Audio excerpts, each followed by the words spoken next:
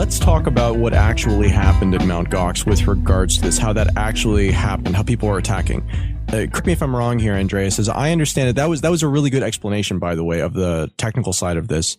I believe in practice how this happened was that people would submit withdrawal requests for Mt. Gox trying to take out Bitcoin, and then essentially would have miner units or colluding miner units that would be watching for transactions coming into those addresses that they were withdrawing from. And as soon as it would see that transaction broadcast by Mt. Gox on the network, it would essentially reprocess it and put out another version, a bad version, that would compete for spreading all across the network. If the good one spread across the network, the correct one from Mt. Gox, then there's no real way that Mt. Gox would have even been able to tell that an attack was attempted. But if the bad version won, then the person then goes back to Mt. Gox and says, see, this transaction didn't happen, send me money again. Is that it? Pretty much, although I doubt there were colluding miners. You don't really need colluding miners in this particular case. What you need to watch Mt. Gox and their attempt to propagate a transaction for which your address is a recipient, and then as quickly as possible not only duplicate and modify that, but then propagate the modified version through many more nodes much faster than Gox is propagating. And you can do that by pre-positioning connections to many more nodes. It's not necessary to be connected to as many nodes as possible, because it doesn't matter which of the two gets confirmed first if what you're checking is that the inputs are spent or not, and you're checking after confirmation into the block, because you can't modify anything other than the signature. You don't really need to be fully connected, and you don't need to have a race to propagate, because we let it all settle out through the mining process and block confirmation. In this case, because there was a faulty implementation, there was an advantage to propagating transactions faster for the attacker. And so therefore, all they had to do was set up nodes in such a way as to over-communicate and over-connect to the network so they could propagate much faster, probably propagating it to many of the mining pools as quickly as possible. And as a result, in some cases, they won the race. They got the modified transaction in. Then they show up back at Gox and they say, look, the hash you gave me as a receipt, which you think is authoritative, has not gone through. And at that point, Gox should say, well, let's check the block and see if the inputs are spent, and find that the inputs are being spent and say, well, no, a transaction did go through. It just has a different signature, but here it is. It was spent and it was sent to your account. Instead, they accepted the lack of a tracking number as proof of non-withdrawal and then reissued the withdrawals. So again, this gets back to that analogy you used at the beginning, which go in with a photocopied receipt, and they had zero way to check if it was a real receipt or a bad receipt. And so because they don't want to lose any more face, they just refund it, because what are they going to do? Not refund it? Essentially, at that point, they need to check that receipt and make sure that the other branch of the same department store hasn't already cashed it in. Right, but there's no way for Gox to do that in their current system. There is a way to do it, but their code didn't. And worse, it also processed the repeat withdrawals automatically. In fact, if it didn't see the hash of the transaction be confirmed after a while, it would simply automate a second attempt, because occasionally transactions don't go through for whatever reason, so they would reissue it. But there's another implementation flaw there, because before reissuing a transaction or trying to cancel a transaction ever in the Bitcoin network, the best practice is to initiate a purposeful and self-initiated double spend, where basically what you do is you say, I'm going to propagate first a transaction that definitively spends those inputs, just in case, even though it seems like it hasn't gone through, in the time it took since I looked and since I sent the new one, maybe it does go through. Maybe the state of the network changes. So what I'm going to do is force reconciliation. And the way you force reconciliation is you issue a double spend against the original transaction, and then you wait until that double spend goes through. Essentially what you do is you spend those outputs that you're not sure whether the transaction went through or not. You spend those outputs deliberately to one of your own addresses. Once that's embedded in the blockchain and those outputs are spent, that cannot be undone. So you use the blockchain by injecting a transaction that's a purposeful double spend to create a reconciliation, to force a spending of those outputs so that the other transaction cannot go through once the double spend you sent is being confirmed. And then you can be assured that transaction cannot go through. Then it is canceled. It's canceled because you inserted an authoritative one that canceled it, that supersedes it. And that's the correct best practice.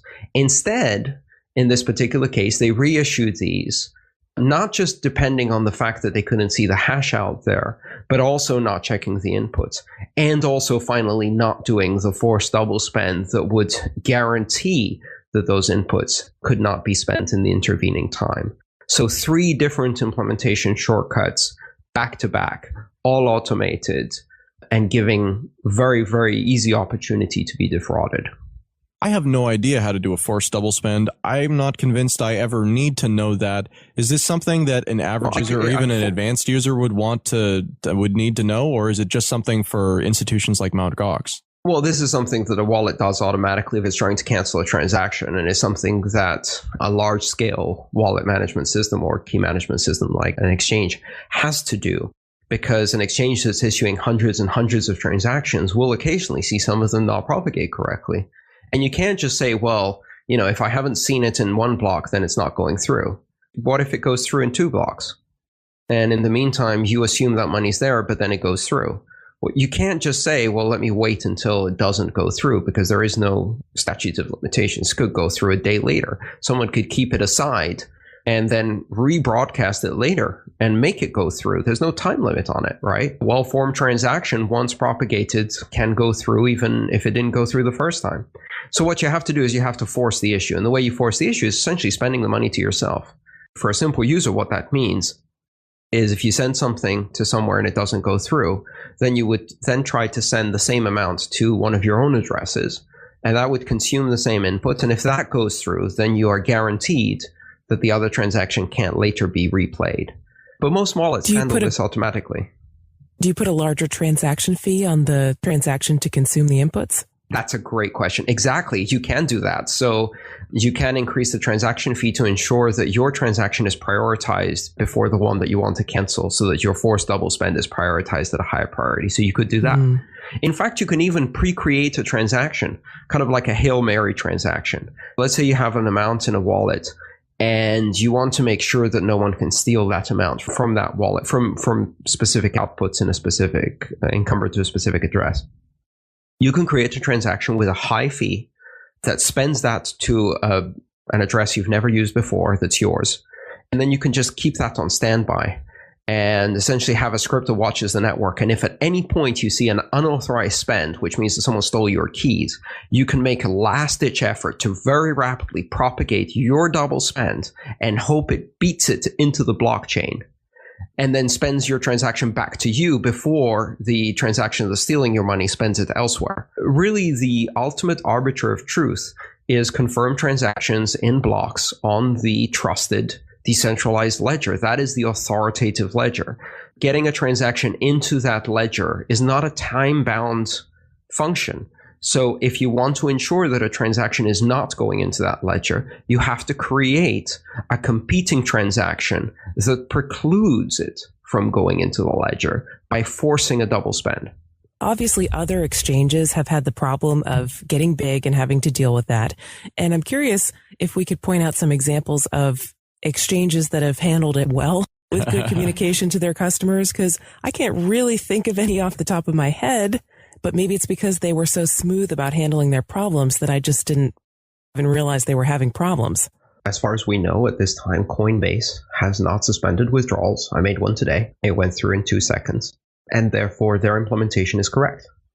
Their system is quite obviously not being confused by transaction malleability bots injecting a flood of these. So we know their implementation is correct because this flood is affecting everyone. So if they're able to swim against this flood, that means they implemented it correctly in the first place, or they fixed it before anybody noticed anything was going on. I didn't see any delays at all or hear of it. Right. It's effectively been testing everybody with this flood of transaction malleability attacks. Oh, it's a stress test. And I think it's important to realize the difference between what happened to Gox and what happened to the other exchanges. I'll go back to my department store and the photocopied receipts. Someone finds a department store that's sloppy in its refund procedures, and they go in and they basically start robbing them, start defrauding them out of money. until, after a week of doing this, and maybe they tell some friends so they go and do it as well. After a week of doing this, the cash till at that department store branch runs out, and they notice there's a problem because they can't reconcile the end of week. So they immediately go out and they announce that the receipt printing company is at fault for making their receipts impossible to photocopy. And then they go into a frantic effort to retrain all their employees so they don't fall for that fraud again. But the very next day when that hits the news, people show up with shoeboxes full of receipts by the tens of thousands at every department store across the city trying to pull off the same scam. That's the bot flood. Now, if you work in one of these department stores, even if you think you've got your policy and process down pat and that your system is fine, you still have a line out the door of these fraudulent boxfuls of fake photocopied receipts that are flooding your system. And now you need to take extra care and do everything slowly because people are actively trying to exploit it, right? So you scrutinize every receipt much harder. And now that's delaying all of the legitimate customers that are in line. And so at some point, these other stores said, look, we think we've got it okay. And in some cases, we don't because our account system is getting confused. But we're not giving out refunds. Don't worry. We're not losing money. We're just getting our accounting system confused, or our staff are getting confused, or whatever. So we're going to shut down refunds for a few days. And that's going to affect legitimate customers because they can't get their withdrawals either. But we're going to retrain everyone and come back and continue processing. No money's lost. Nothing's wrong. The flood will continue until gradually it recedes because it's ineffective and it's a nuisance. And as I've said publicly, I think by this time next week, all of the exchanges will have correct implementations. And the reason for that is because they don't have a choice. And exactly. It forces the issue like nothing else. Exactly. And this is the beauty of it. What is the ultimate conclusion of this exercise? Let's see what happened. One exchange got impacted a bit harder, and they issued withdrawals and probably got defrauded. However, I think I should make it clear I have no indication or even any reason to think that Mt. Gox has solvency problems because they only keep a small, tiny percentage of their funds on reserve for paying for withdrawals. And so it would very quickly become apparent if that was being drained. That was unusual, and it wouldn't touch their reserve funds. This is not a solvency problem. Mt. Gox did not get robbed for all the money they have because that's not possible to happen. They have at least that many procedures in place to avoid it. They probably took a small hit, but at the same time, I think what happens next was rather interesting. This became a widespread attack. It started hitting everyone, and the industry came together in a very collaborative fashion. I was on IRC channels and phone calls and Skype calls and exchanging encrypted messages with exchange operators, with core developers, with members of the team from Blockchain Info, even exchanges that weren't affected, merchant payment processors that weren't affected, companies like Blockchain Info that weren't affected. We're all pitching in. We're all getting their best and brightest to jump in and help out and figure out what the problem is, help with development, implementation details, explain, ask, clarify, whatever. And the entire industry came together and very quickly put out consistent, clear, and honest communications, press releases that revealed the issue but explained exactly what its impact was. And then everybody worked together to solve the problem and help all of the exchanges get back on their feet as quickly as possible so they could resume withdrawals. Now, a week later, we're going to have a system that's more robust. A characteristic of an anti-fragile system is that when it is tested under stress, it not only is resilient, but it actually increases in resilience by making that previous attack obsolete. And that's exactly what we've seen. So we've seen strength in community, we've seen collaboration, we've seen some of the emergency response protocols and contact numbers go into effect that had been established from previous issues. We saw an industry coming together and we saw a problem being resolved without any funds getting lost, without the blockchain's trust basis being violated, without the core network protocol being damaged in any way. and with only a slight delay, which was quite literally a denial of service. And it denied service to those customers who legitimately need withdrawals, and it probably will cost them a few days. But after all of that has shaken loose, we're going to have a stronger network. I think that's a great message to go forward with.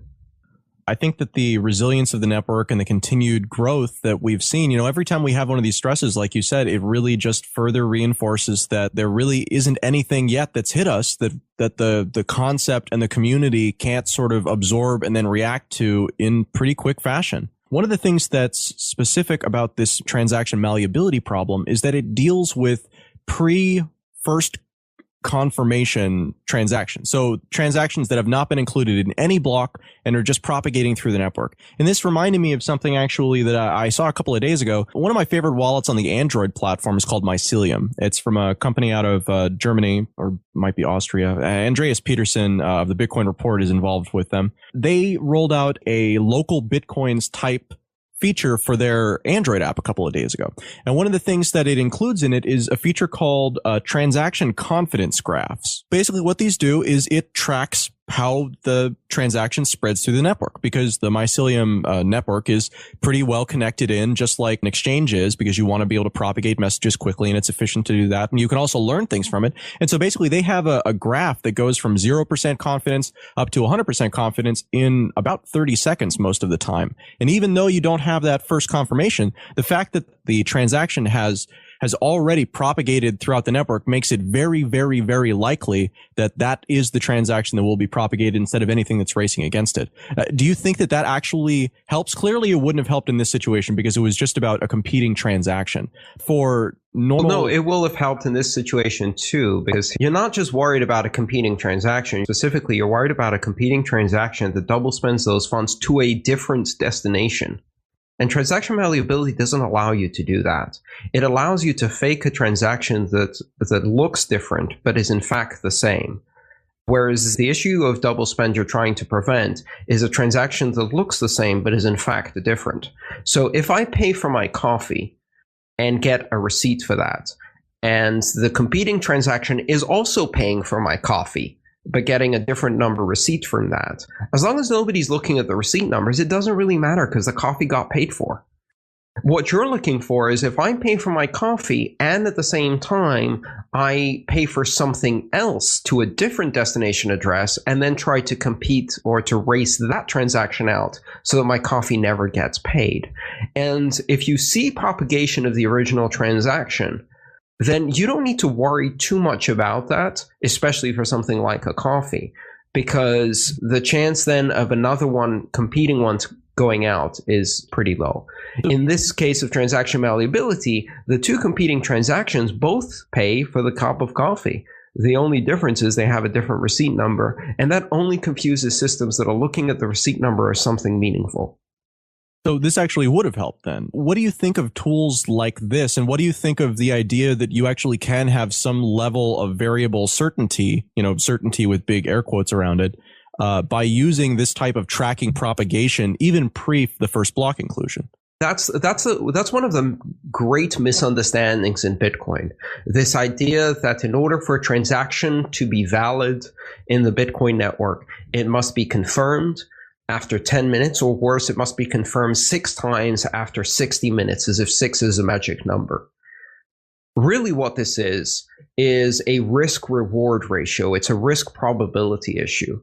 So a single transaction that is properly signed, well-formed, and has the necessary fees, once propagated, has a very high chance of being included in the next block, no matter what happens.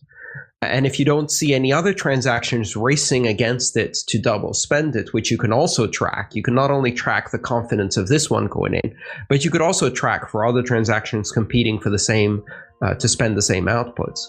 That gives you a lot of confidence even before anything is confirmed, because if you understand, part of Bitcoin is not only knowing that miners will include these transactions, but knowing that a good transaction, a well-formed transaction, will be included because you understand how the miners process the transactions. And so that is sufficient for a cup of coffee. Propagation, which takes seconds, in 8 to 10 seconds, you've got sufficient propagation. And in fact, if you just look at the transaction and see that the outputs haven't been spent and the signature is good, you can sell a cup of coffee based on that, because you can propagate that transaction successfully, and it is extremely unlikely that someone will be able to double spend that, and it's not worth doing for a cup of coffee. It's no more risky than someone doing a dine and dash, picking up the cup of coffee from the counter and running out the store before you realize that their credit card authorization just bounced. And that's why you can buy a cup of coffee without signing your credit card slip, because it's a risk merchants are willing to take. Now, would you sell a Lamborghini based on that risk? Probably not.